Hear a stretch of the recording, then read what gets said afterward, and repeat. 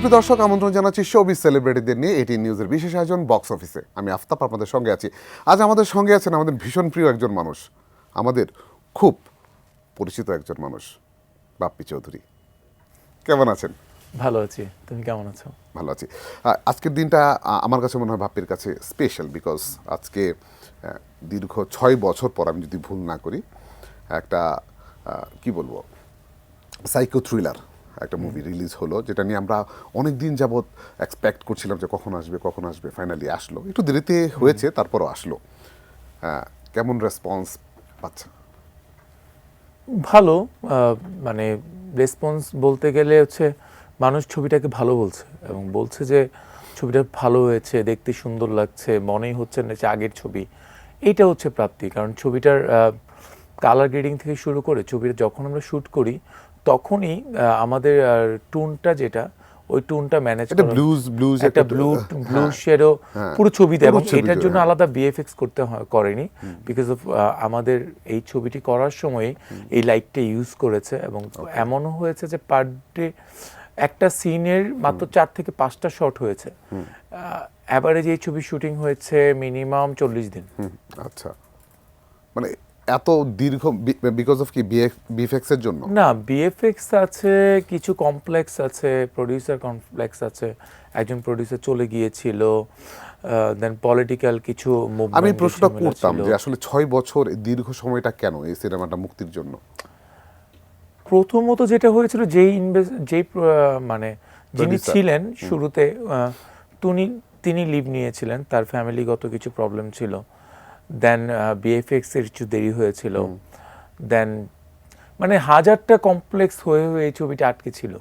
মানে ছবিটি রিলিজ হবে, কারণ তোমরা দেখেছো হয়তো যে আরো 4 বছর আগে একটা টিজার চলে এসেছিল, তখন অনেক বেশি, তখন রিলিজ প্ল্যানিং করেই টিজারটা এসেছিল।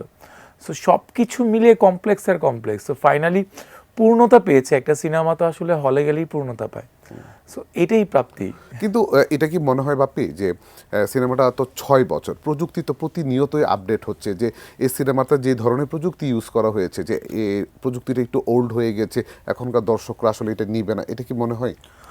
আমার মনে হয় আমাদের দেশের অডিয়েন্স তো অনেক আপডেট, কিন্তু আমাদের মানে আমাদের যেই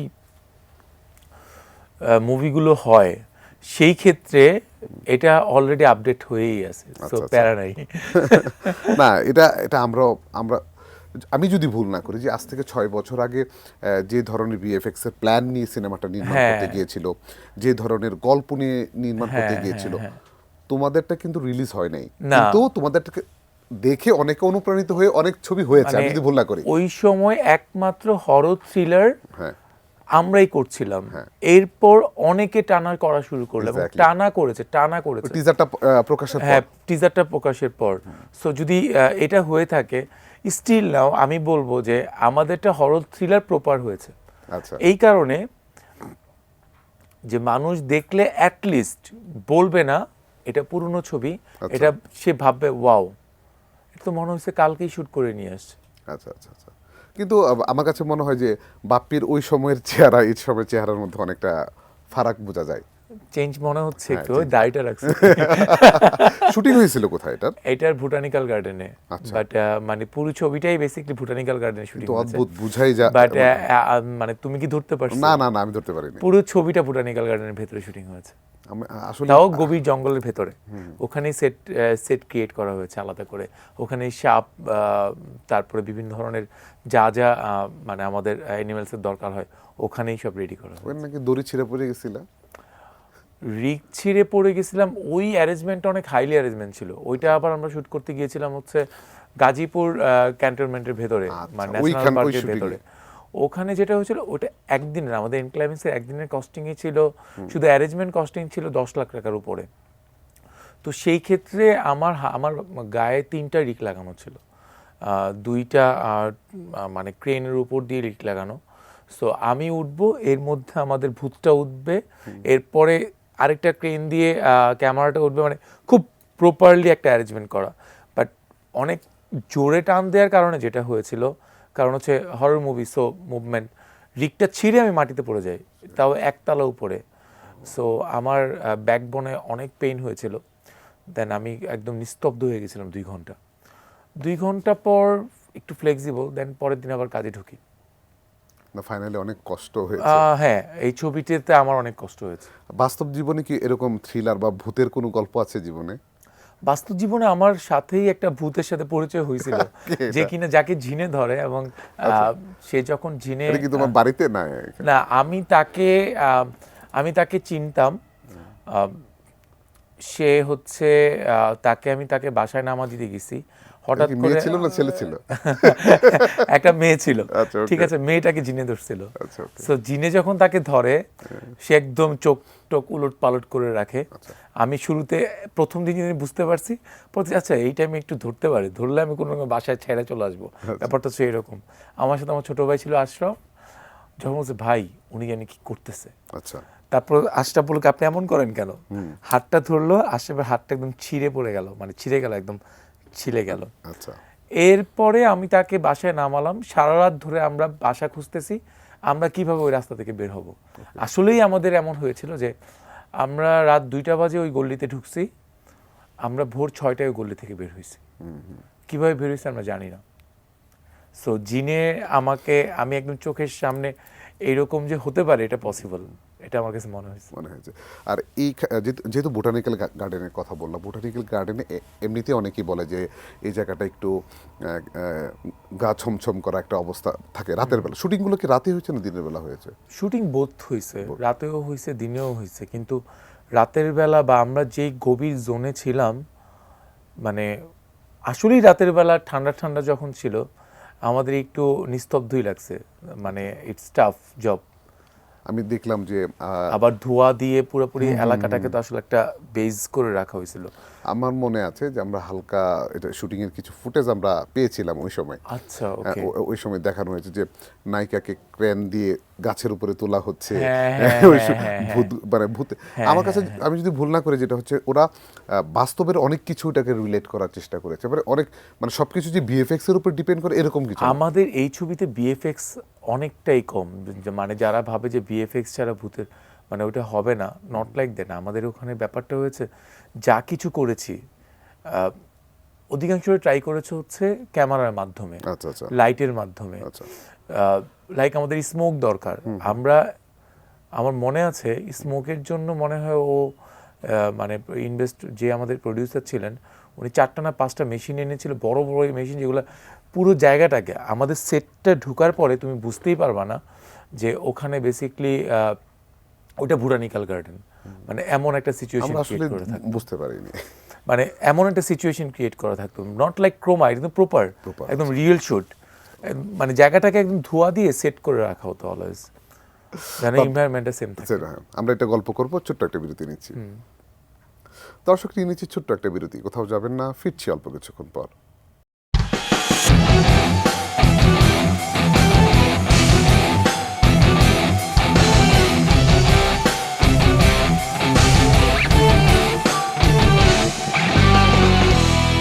দর্শক ফিরে এলাম ছোট্ট একটি বিরতির পর। আমাদের সঙ্গে আছে বাপ্পি চৌধুরী। বাপ্পি, আমরা ডেঞ্জার জোনে ছিলাম, ডেঞ্জার জোন থেকে একটু বাইরে ফিরে আসি। আমরা জানি যে বাপ্পি সবসময় হচ্ছে সিনেমাকে সবসময় প্যাট্রোনাইজ করে, সিনেমা দেখে। গত এই বছরই সাকিব ভাইয়ের 2টা ভালো ভালো সিনেমা আমরা দেখেছি, যে তুফান, দরদ দেখা হয়েছে। আমার সবগুলো দেখা হয়েছে। আমার আগের উইকে দুনিয়া রিলিজ হয়েছে, ওইটাও আমি দেখেছি। এর আগের উইকে ভয়াল রিলিজ হয়েছে। ইভেন ভয়াল যখন দেখতে যাই, আমি তো বেসিক্যালি ধরাই খেয়ে গেছিলাম এই সাজ্জাদ ভাইদের ওখানে, কারণ লিফটে যখন তারা লিফটে নিচে নামছিল, যখন ছবিটা একই শোতে ঢুকছি, আমি জানি না তারা যে আছে, দেন আমি একটু আগে বের হয়ে গেছি, মানে 5 মিনিট, কারণ মিডিয়া যেহেতু ফার্স্ট ডেতে থাকে, সো আমি আর লিফটে উঠিনি। তাই নিচে নেমে সাজ্জাদ ভাইকে বলছি, সাজ্জাদ ভাই লাস্ট সিনটা ওই জায়গাতে কি হয়েছিল বলেন তো, এটা আসলে কে করছিল? সে ভাই আমি তো লাস্ট সিনটা দেখতে পারি নাই, কারণ ওই জায়গায় মিডিয়া ছিল, তাই আমি বের হয়ে গেছি। So I enjoying. আমি সবগুলো সিনেমা দেখতে আমার খুব ভালো লাগে। সিনেমা দেখার একটা আলাদা মনে হয় যে সিনেমা দেখলে সিনেমার মানুষ, সিনেমা যদি না দেখি, টিকিট না কেটে, ফিলটা পাওয়া যায় না। আমরা তো বাপ্পিকে পেলাম, যে আমরা বলবো যেটা পুরনো সিনেমা দিয়ে পেলাম। নতুন সিনেমার আপডেট কি? নতুন সিনেমার আপডেট, নতুন বছর আসছে, আশা করছি নতুন বছর ভালো ভালো কিছু কাজ করব, ভালো ভালো কিছু প্রজেক্টের কথা হচ্ছে। এই বছরটাতে নতুন কোনো প্রজেক্ট ধরছি না। শেষই নতুন বছর তো বছর, হ্যাঁ শেষই। নতুন বছর বাপ্পি রিব্যাক করবে ভালো কাজের মাধ্যমে, যদি আল্লাহ সহায় থাকেন এবং ওই কাজগুলোই যদি প্রপারলি কাজ করতে পারি। এটা ঠিক যে আমরা একটা একটা এই দেশেরও কিন্তু একটা পথ পরিবর্তন হয়েছে। হ্যাঁ, পলিটিক্যাল ভাবে পলিটিক্যাল ভাবে একটা আমরা অস্থিতিশীল আছে। অস্থিতিশীল একটা পরিস্থিতিতে আছি। এছাড়াও আমার কাছে যে জিনিসটা মনে হয় যে বাপি তোমাদের সমসাময়িক আমরা যদি একটু বলি, সাইমন, তুমি, নীরব, তারপরে হচ্ছে ইমন, আমরা যদি বলি একদম কোর যে ফিল্ম, তাদের কাজের একদমই কমে গিয়েছে। হ্যাঁ, এটা হচ্ছে সবাই আমাদেরকে বলে। তো সেই ক্ষেত্রে অনেকে আবার বলতেছে তারা ব্যবসায় মনোযোগী হচ্ছে, অনেকে বিদেশে যাওয়ার প্ল্যান করছে। এখানে কি একটা অস্থিতিশীল একটা পরিস্থিতির কারণে কি এই সিদ্ধান্তগুলো নিচ্ছে? মানে কাজ কমে গিয়েছে এরকম কিছু চিন্তা করে? ইয়েস। Not like that. আমি বিদেশ যাওয়ার চিন্তা করছি না। আমি লাইক কাজ কমেছে যে আসলে পুরো ইন্ডাস্ট্রির কাজই কমে গেছে। আগে ফিল্ম সপ্তাহে প্রতি মাসে একটা করে দুইটা করে রিলিজ হতো, এখন তো সেটা হচ্ছে না। না, আমি সেটাই এবং বলছি, এই প্রত্যেকটা ক্রাইসিসটা। হিট সিনেমা যদি রেগুলারলি হলগুলোতে না যায়, তো সেই ক্ষেত্রে আসলে একটা হিরো কতটুকু সাস্টেন করবে, বা একটা হল কিভাবে সাস্টেন করবে। সো সেই ক্ষেত্রে একটু হয়তো মানে কাজ কমেছে বলতে আমাদের সিনেমার কাজ একটু কমেছে সবারই। So, কিন্তু আর অন দ্য আদার হ্যান্ড আমরা যদি বলি, দেখো যে ওটিটির কাজগুলো কিন্তু ওরা করতেছে। তো সেক্ষেত্রে কি তোমার কি কখনো মনে হয় যে আমি একটু ওটিটিতে ব্যাক করব বা ওটিটিতে কাজ করার আছে, প্ল্যান আছে? না, আমি ওটিটিতে কাজ করতেই চাই।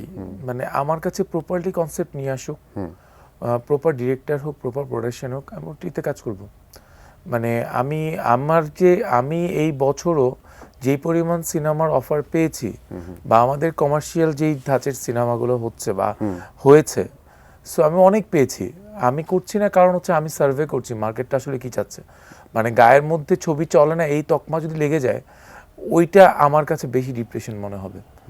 মানে একটা হিরো কাজ করছে না সেটা না, যদি কাজ ভালো না যায় এর চেয়ে কষ্ট আর কিছু হতে পারে না। কিন্তু ধরো নাটকের যে অ্যাক্টরগুলো আছে তারা কিন্তু এখন সিনেমা পাড়ায় দাপিয়ে বেড়াচ্ছে। তো আচ্ছা, যদি আমরা বলি নিশুর কথা বলি, সিএমের ব্যাকগ্রাউন্ড নাটকের, তো ওরা তো এই জায়গায় ভালো কাজ করতে, সেক্ষেত্রে তোমাদের কাজের অবস্থাটা এরকম কেন বলে মনে করো তোমরা? আমাদের সবচাইতে যে জিনিসটা তৈরি হয়েছে সেটা হচ্ছে বৈষম্য। আচ্ছা, এক কোন হচ্ছে বৈষম্যের কথা বলছো? তুমি যে বৈষম্য মাত্র তুললা, সেটা হচ্ছে নাটক পাড়া থেকে যারা কাজ করছে তারা সিনেমা করছে, যারা ফিল্ম পাড়া থেকে কাজ করছে তারা সিনেমা করছে। এই বৈষম্য যতদিন না ভাঙবে ততদিন পর্যন্ত নিকেতন পাড়া আর হচ্ছে এফডিসি পাড়া আলাদা না হয়ে কখনো, যে পর্যন্ত আমাদের স্ম্যাশ না হবে, মানে ব্ল্যান্ডিং হয়ে প্রপার একটা জায়গায় না আসবে, ততদিন পর্যন্ত এই কুন্দল থাকবে। এর কারণ হচ্ছে এখন কমার্শিয়াল যারা ডিরেক্টর আছেন, মানে যারা এফডিসি থেকে কাজ করছে, তারা এখন কম কাজ করছে। এর তারা কি কম জন্য কাজ করছে না পাচ্ছে না কাজ? না, তারা পাচ্ছে না কই, তারা ডিরেক্টর, তারা তো কাজ পেতেই পারে। হয়তো বা এখন ট্রেন্ড চেঞ্জ হয়েছে, তাই Exactly. তাদের সাথে আসলে ওই কাজগুলো ম্যাচ করছে হ্যাঁ, না, match করছে এটা। আর ওখান থেকে যে কাজগুলো হচ্ছে সেটা হচ্ছে বেসিকলি তারা তারা সিনেমার কাজ করছে এখন, তারা সবগুলো সিনেমার কাজ হচ্ছে। তাদের ধারণা বাপ্পি এফডিসির হিরো, বাপ্পি যেহেতু এফডিসির, থাক আমরা এই আমাদের জোনের নিয়ে, কমফোর্ট জোন নিয়ে কাজ করি। এই প্রবলেমটা যতদিন পর্যন্ত সেম ঠিক না হবে ততদিন পর্যন্ত আমাদের মানে আমাদের জায়গাটা ঠিক হবে না। অল আর্টিস্ট তৈরি হবে না। আমার কাছে, আমি যখন প্রতি সপ্তাহে ছবি দেখে আমার কাছে মনে হয় যে 40% মুভি মিসকাস্টিং হয়, পিআরের কারণে হয়, সম্পর্কের কারণে হয়। তুমি কি এটা পিআর বলবো না সিন্ডিকেট বলবা? না, আমি পিআরই বলবো, সিন্ডিকেট বলে লাভ নেই, কারণ এটার অনেক বড় কনভারসেশন। এত বড় কনভারসেশনের জন্য আমি ওয়েল প্রিপেয়ার্ড না নাও। আচ্ছা। তো আমি বলবো পিআরের কারণে হয়। লাইক অনেক ছবিতে মিসকাস্টিং বলতে গেলে, লাইক আমার চোখে আমি বাংলাদেশের মিনিমাম 200 সিনেমা দেখছি প্রতি সপ্তাহে, যেহেতু আমি সিনেমা দেখি, তাও আমি 2012 থেকে। আমি ঈদের সময় একদিনে 4টা সিনেমা দেখেছি। আমার কাছে মনে হয় যে যতদিন পর্যন্ত আমাদের দেশের মানে প্রপার কাস্টিং ওয়াইজলি, প্রপার স্ক্রিপ্টের সাথে প্রপার কাস্টিং না হবে, ততদিন পর্যন্ত আমাদের সিনেমা ঘুরে দাঁড়াবে না। আমরা গল্প করব ছোট একটা বিরতি নেই। দর্শক নিয়ে নিচ্ছে আরও একটি ছোট বিরতি, কোথাও যাবেন না, ফিরছি অল্প কিছুক্ষণ পর।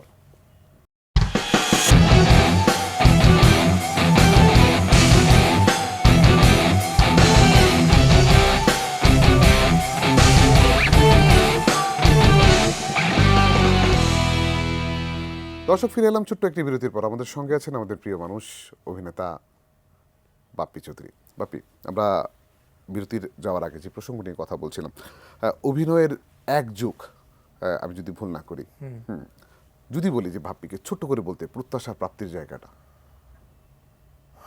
প্রাপ্তি তো অনেক, সারা বাংলাদেশের মানুষ আমাকে চেনে, ভালোবাসে। প্রাপ্তির জায়গা অনেক, প্রাপ্তি আছে। প্রত্যাশা ছিল? প্রত্যাশা ছিল সারা বাংলাদেশের সর্বস্তরের মানুষ আমাকে ভালোবাসবে, সেটাই প্রত্যাশা, সেটা পূরণ করতে চাই। আচ্ছা, তো কখনো কি মনে হয় যে আমি এই জায়গাটাতে গত 12 বছর এই জায়গায় যদি সময় না দিয়ে অন্য কোনো প্ল্যাটফর্মে সময় দিতাম, আমি বাপ্পি যদি আরও বেটার জায়গায় যেতে পারতাম, এমন কি কখনো মনে হয়? অ্যাট টাইমস মনে হয়, লাইক আমি যদি এই সময়টা আমার ফ্যামিলি বিজনেসে সময় দিতাম, আমি হয়তো বা এর চাইতে অনেক বড় জায়গায় যেতে পারতাম। তো বাট এখানেও যেই প্রাপ্তিটা হয়েছে, এটাও আমার কাছে অনেক বড়। যদি বাপ্পি অভিনেতা না হতো, চিত্রনায়ক না হতো, কি হতো? বাপ্পি সাংবাদিকতা করতো আর বিজনেস করতো। সাংবাদিকতা করলে কোন পিঠে কাজ করতো বাপ্পি? আমি বাপ্পি ক্রিমিনাল করতাম, মানে crime beat, pure crime beat, একদম ক্রাইম বিট। আমরা জানি বাপ্পি হচ্ছে সাংবাদিকতার স্টুডেন্ট। আচ্ছা বাপ্পি, আমরা একটু যদি সমসাময়িক ইস্যুতে আসি, সমসাময়িক এই সময়টাতে আমরা যদি দেখি যে এফডিসি ঘরানার একদম মূল ধারার কোর এফডিসিতে কাজ হচ্ছেই না, যদি আমরা বলি মোটা দাগে যদি বলি, এইখানটাতে এই কাজের ফ্লোটাকে বাড়ানোর জন্য কখনো কি মনে হয়েছে যে তোমাদের আশপাশের সবগুলো মানুষকে নিয়ে একসাথে বসে এই জায়গাটা নিয়ে কাজ করা উচিত? আমার ইচ্ছা হয় অ্যাট টাইমস, কিন্তু আসলে যদি আপনি আমাদের সিনিয়রদের কাছে আস্ক করেন, তখন বলবো যে আমরা বেশি বুঝি। সো দ্যাটস ওয়াই দূরে থাকি, দ্যাটস দ্য ফিক, মানে এটাই হচ্ছে কারণ। কিন্তু এই দূরে থাকাটা কি মনে হচ্ছে না যে একটা সময়ে প্রতিটা মানে কাজের মানুষগুলো আসলে একদম চলচ্চিত্র থেকে বিচ্ছিন্ন হয়ে যাচ্ছে? কমপ্লেক্স আছে আসলে। আপনি যে ভালো আছে, যে ভালো কাজ করতেছে, তার কাছে সিনেমাটা অনেক উপরে আছে। যে কাজ করতে পারতেছে না, তার কাছে সিনেমাটা অনেক খারাপ অবস্থায় আছে। সো আপনি যদি তুমি যদি বলতে যাও বেসিকলি যে আমরা সবাইকে নিয়ে বসা উচিত, কম কাজ হচ্ছে, লাইক তুমি সবাইকে নিয়ে যখন বসতে যাবা, 10 জনের মধ্যে 9 জনই চিন্তা করবে না আমি তো কাজ করতেছি, শুধু শুধু আমার এটার মধ্যে ঢোকার দরকারটাই কি। এটা হচ্ছে সার্বিক দিক থেকে যদি তুমি বলতে চাও যে আমাদের প্রোডাকশনের মানুষজন থেকে শুরু করে সবাই যে কাজ করতেছে না তা না, গুটি কয়েক মানুষ ছাড়া আসলে সবাই কিছু না কিছু নিয়ে ব্যস্ত। হ্যাঁ, এই ব্যস্ততার জায়গাগুলো এখন আমরা দেখছি যে তারকারা কাজের থেকে বেশি ফিতা কাটাতে অনেক বেশি ব্যস্ত, কিন্তু বাপ্পিকে আমরা দেখি না ফিতা কাটায়। কি বাপ্পির মানে কেন ফিতা কাটতে যায় না কেন বাপ্পি? আমি ফিতা কাটতে যেতে চাই, কিন্তু লিমিটেড ফিতা বাপ্পি লিমিটেড। মানে আমাকে আসলে আমি একটু লিমিটেড থাকতে চাই সব জায়গায়, আমি অনেক বেশি কমন হতে চাই না। ওকে, আমরা বাপ্পিকে পর্দায় বেশি মানায়। হ্যাঁ অবশ্যই, পর্দার মানুষগুলো যখন আসলে ম্যাস পিপলের সাথে আসলে মিশে যাবে, তখন আসলে আমরা মনে করি যে আসলে গ্রহণযোগ্যতার জায়গাটা একটু কমে যায় হয়তো।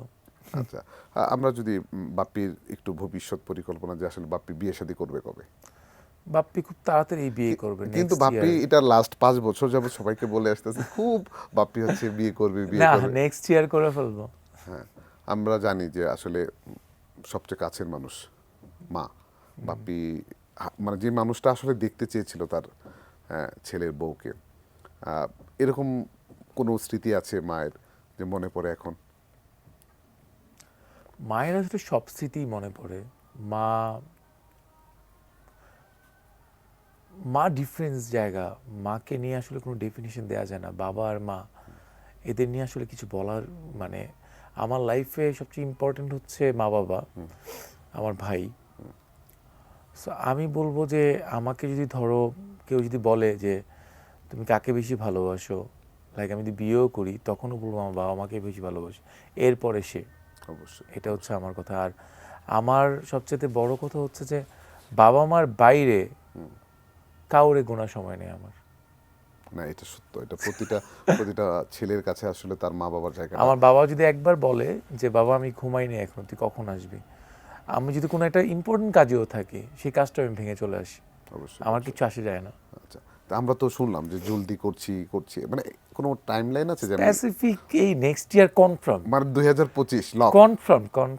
ওকে দর্শক, এবার কিন্তু বাপ্পি কথা দিয়ে গেছে যে 2025-এ গাঁটছড়া বাঁধবেন বাপ্পি। বাপ্পি, আমাদের অনুষ্ঠানের একদম শেষ পর্যায়ে চলে আসছি, যদি ছোট করে এটি নিউজের দর্শকদের কিছু বলার থাকে। প্রিয় দর্শক, আমি বাপ্পি, আমি আপনাদের ভালোবাসার বাপ্পি। আজকে ডেঞ্জার জোন ছবিটি রিলিজ হয়েছে, আমি বিশ্বাস করি আপনাদের সাপোর্ট পাবো, আমি বিশ্বাস করি আপনারা আমাকে ভালোবাসেন। আপনারা একবার ছবিটি দেখলে অবশ্যই আপনারা আমাকে সাদরে নেবেন, সেটাই আশা। সবাইকে হলে এসে ছবি দেখার অনুরোধ করছি। ভালো থাকবেন। অনেক অনেক শুভকামনা বাপ্পি। আমরা চাই ডেঞ্জার জোন রিলিজ হয়েছে, আমরা চাই বাপ্পির সামনে আরও ভালো ভালো সিনেমা রিলিজ হোক। ওকে দর্শক, আজকের মতো বিদায় নিয়ে নিচ্ছি। আগামী অনুষ্ঠানে নিশ্চয়ই ফিরে আসবো অন্য কোনো তারকাকে নিয়ে। ততক্ষণ পর্যন্ত ভালো থাকুন, সুস্থ থাকুন। আল্লাহ হাফেজ।